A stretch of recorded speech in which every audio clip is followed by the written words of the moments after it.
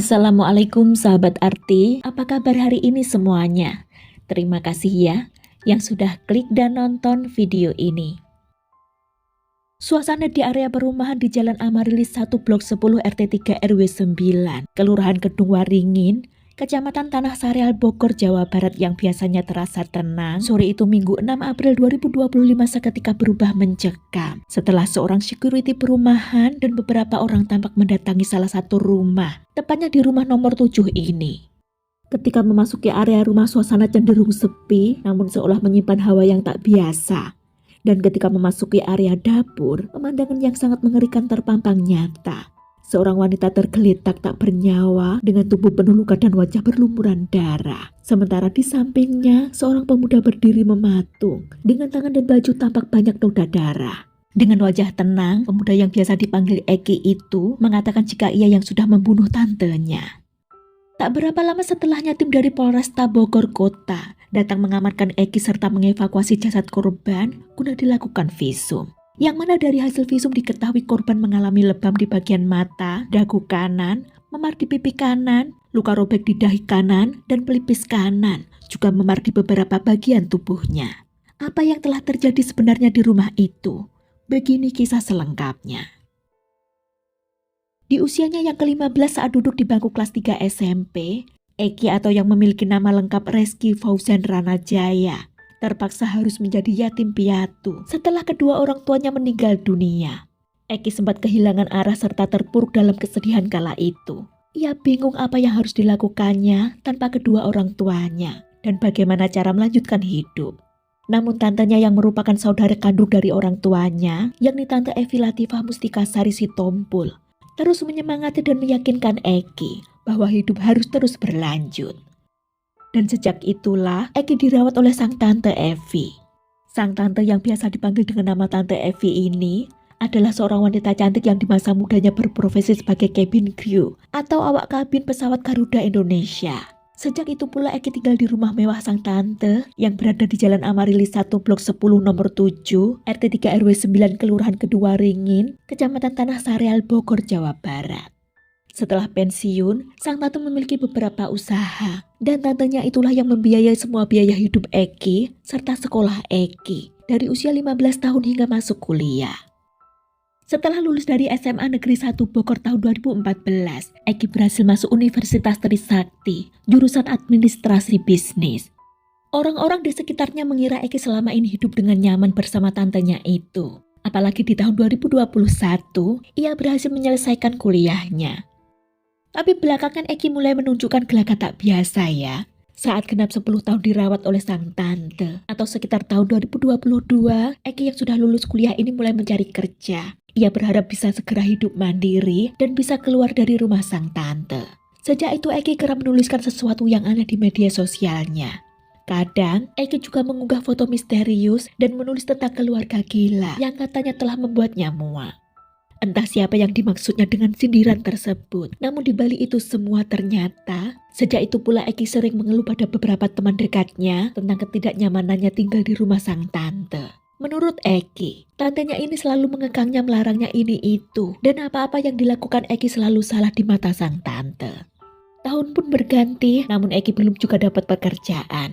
Sementara itu, ternyata Tante Evi pun menyadari gelagat tak wajar pada diri Eki. Awal tahun 2024 lantaran Eki semakin menunjukkan gelagat aneh, Tante Evi lantas membawa Eki ke seorang psikiater yang lalu memvonis Eki mengidap skizofrenia.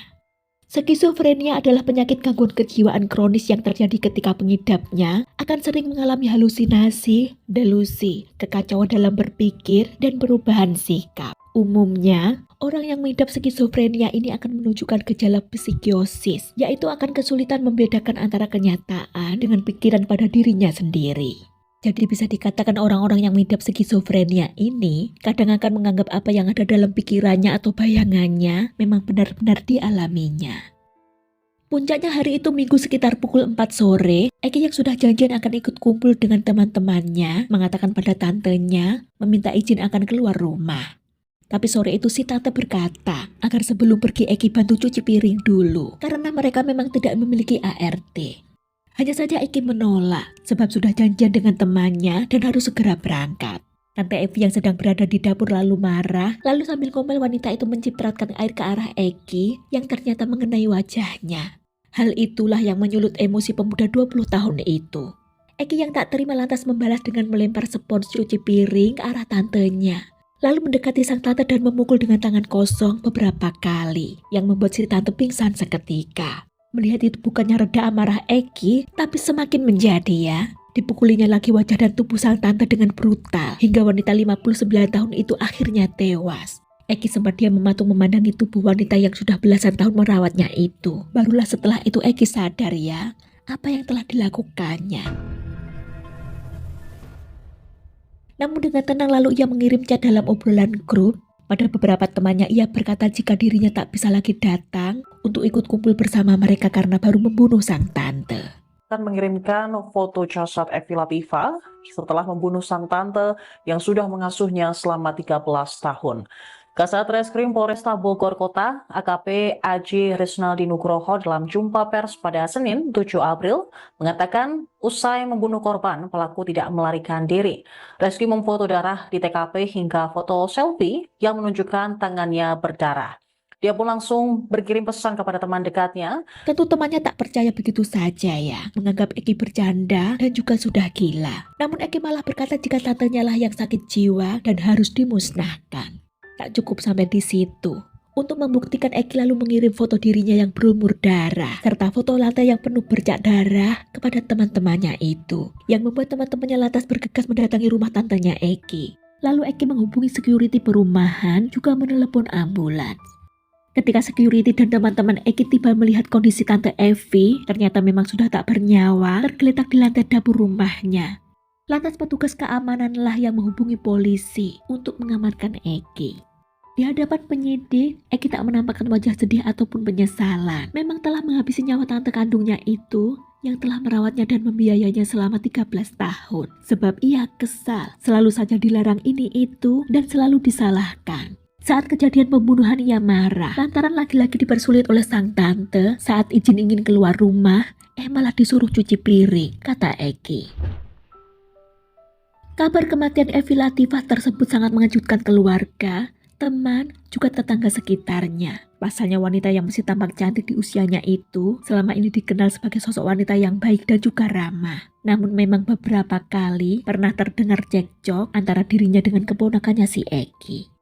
Ucapan duka cita pun datang dari berbagai pihak ya, termasuk dari teman-teman di Ikatan Mantan Awak Kabin Garuda Indonesia yang turut merasa kehilangan sosok Evi.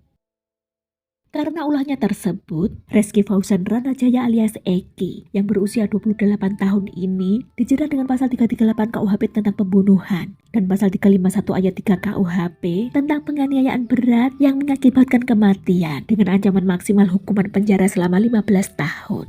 Semoga dari kisah ini kita semua bisa mengambil pembelajaran berharga ya, bagaimana harus bersikap dengan orang lain, terutama keluarga sendiri. Terima kasih waktunya, jaga diri baik-baik.